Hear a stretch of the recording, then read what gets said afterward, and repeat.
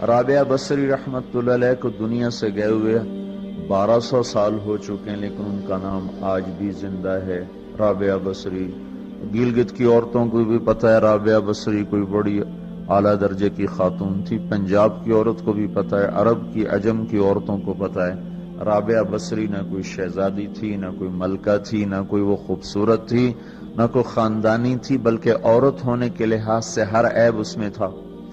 خاندان اچھا ہونا چاہیے تو وہ غلام تھیں، باندی تھی، شکل اچھی ہونی چاہیے تو وہ بدصورت تھیں، کالی تھی۔ پہ چلو شکل بے کیسی ہو، خاندان کیسا، اولاد کے قابل تو ہو، رابعہ بصری اولاد کے قابل بھی نہیں تھی، بانج اس کو کہتے ہیں، جو عورت اولاد کے قابل نہ ہو اس کو اردو میں بانج کہتے ہیں، عربی میں عقیم کہتے ہیں، آپ کی زبان میں بھی کچھ کہتے ہوں گے، ہیں؟ شونی تھی۔ تو اب بتاؤ عورت ہونے کے لحاظ سے کوئی چیز ہے؟ شکل، پہلا تاثر شکل کالی، دوسرا تاثر خاندان غلام، تیسرا تاثر اولاد کے قابل نہیں، بانج ہے، شونی ہے۔ تو 1200 سال کے بعد میں گلگت میں کیوں اس کا نام بلند کر رہا ہوں؟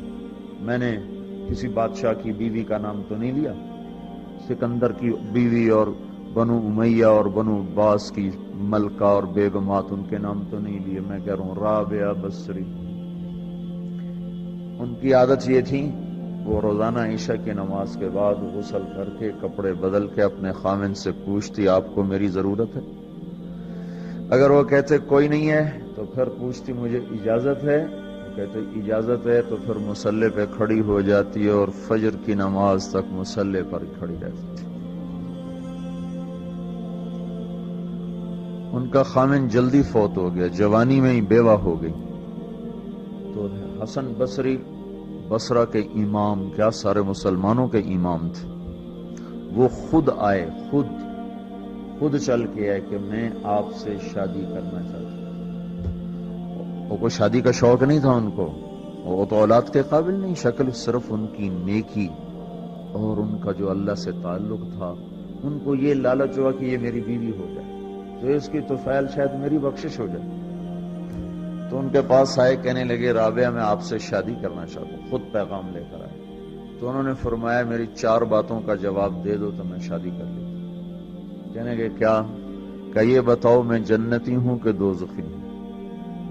کہنے لگے یہ تو میں کچھ نہیں کہہ سکتا۔ اچھا یہ بتاؤ جب اللہ تعالیٰ قیامت میں اعمال نامے اڑائے گا، کسی کے سیدھے ہاتھ میں آئے گا، کسی کو الٹے ہاتھ میں آئے گا، میرے سیدھے ہاتھ میں آئے گا کہ الٹے ہاتھ میں آئے گا؟ کہنے لگے یہ بھی کچھ نہیں بتا سکتا۔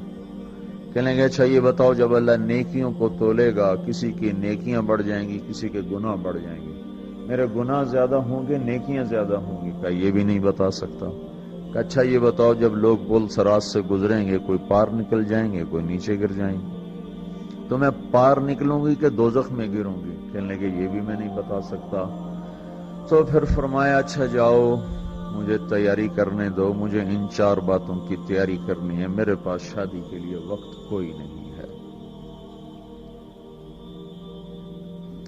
ایک دن اٹھی، سالن پکانے کے لیے سالن ہانڈی، دیکھا تو پیاز کوئی نہیں، اب پیاز کاٹ کے ہانڈی میں ڈالا جاتا ہے۔ اب پریشان بیٹھی ہیں، نہ کوئی بیٹا، نہ بیٹی، نہ خامن، نہ بھائی، نہ کوئی خادمہ۔ تب سوچ میں پڑی پیاز کہاں سے لوں؟ اوپر سے ایک چیل اڑتی ہوئی جا رہی تھی، اس کے پنجوں میں پیاز تھا۔ جب وہ اوپر آئی ہے تو اس کے پنجے چھوٹے اور پیاز سیدھا رابعہ بصری کی گود میں آ کے گرا۔ جو ہم سے دوستی لگاتے ہیں ہم پرندوں کو ان کا خدمت گزار بنا دیتے ہیں، ہاں جو اللہ سے دوستی لگا لیتے ہیں اللہ دنیا ان کے لیے مسخر کر دیتا، اللہ دنیا ان کے پاؤں میں ڈال دیتا۔ تو جب ان کا انتقال ہوا، رات کو ان کا انتقال، تو اپنی خادمہ سے کہا بس 2-4 آدمی بلا کے مجھے جلدی سے دفن کر دو، کسی کو نہ بتاؤ، صبح لوگوں کو بتا دینا، اور مجھے کفن دینا میری وہ اس چادر میں جس میں میں تہجد پڑھا کرتی تھی۔ تو انہوں نے راتوں رات دفن کر کے صبح اعلان کیا، شور مچ گیا، ہائے کیوں بتایا، کیوں نہیں بتایا، کیوں؟ تو اگلی رات ان کی خادمہ نے ان کو خواب میں دیکھا، سبز لباس پہنا ہوا، حسن و جمال، سورج چہرے پہ چمک رہا۔ پوچھا آپ کے ساتھ کیا ہوا؟ کہا میرے اللہ نے میرے ساتھ بہت عمدہ معاملہ کیا۔ کہا آپ کی وہ چادر کہاں گئی جس میں آپ کو کفن دیا تھا؟ کہا وہ اللہ تعالیٰ نے اتار لی ہے اور مجھے جنت کا جوڑا پہنایا ہے، اور اس چادر کو اللہ نے سنبھال کے رکھا ہے، جب قیامت کے دن میری نیکیوں کو اللہ تولے گا تو اس چادر کو بھی اس میں تولے گا۔ انہوں نے پوچھا منکر نکیر کا کیا ہوا؟ سوال جواب ہوتا ہے نا، منکر نکیر آتے ہیں، ان کا کیا ہوا؟ کہا وہ آئے تھے تو انہوں نے مجھ سے کہا من رب کی، تیرا رب کون ہے، تیرا رب کون ہے؟ تو میں نے منکر نکیر سے کہا جس اللہ کو 40 سال نہیں بھلایا اس کو 4 ہاتھ زمین کے نیچے آ کر میں بھول جاؤں گی۔ یہ نہیں کہا ربی اللہ ہے، بلکہ ان کو یوں کہا کہ جس رب کو 40 سال میں نہ بھلا سکی اس کو 4 ہاتھ زمین کے نیچے آ کر میں بھول جاؤں گی۔ تو منکر نکیر نے کہا اس کا آگے کیا حساب لینا، چلو بھائی واپس چلو، چلو بھائی واپس چلو۔ یہ بات آپ نے حضرت عمر سے فرمائی تھی، عمر وہ کیا دن ہوگا جب تو قبر میں ہوگا اور منکر نکیر آئیں گے زمین کو چیرتے ہوئے، اور ان کے ہاتھ میں ہتھوڑا ہوگا، ساری دنیا کے انسان جن اٹھانا چاہیں تو اٹھا نہیں سکیں گے، اور ان کی آواز میں بجلی کی کڑک ہوگی، اور وہ زمین کو چیرتے ہوئے آئیں گے، ان کے دانت لمبے ہوں گے، تو وہ آ کر تم سے سوال کریں گے من ربک ما دینک من نبیک۔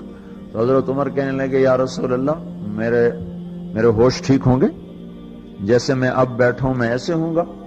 تو ہمارے نبی نے فرمایا ہاں تو ایسے ہی ہوگا جیسے تو اب بیٹھا ہوا ہے۔ تو کہنے لگے پھر میں اچھی طرح ان سے نمٹ لوں گا۔ تو جبریل آئے، کہنے لگے یا رسول اللہ ہم دیکھ رہے ہیں آگے کہ عمر کو جب قبر میں ڈالا جائے گا اور آ کر منکر نکیر ان سے سوال کریں کہ مر ربک، تو یہ کہیں گے ربی اللہ فمن ربکما، میرا رب تو اللہ ہے، تم بتاؤ تمہارا رب کون ہے؟ میرا دین تو اسلام ہے، تم بتاؤ تمہارا دین کیا ہے؟ تو وہ منکر نکیر کہیں گے عجیب بات ہے، ہم تمہارا حساب لینے آئے کہ تم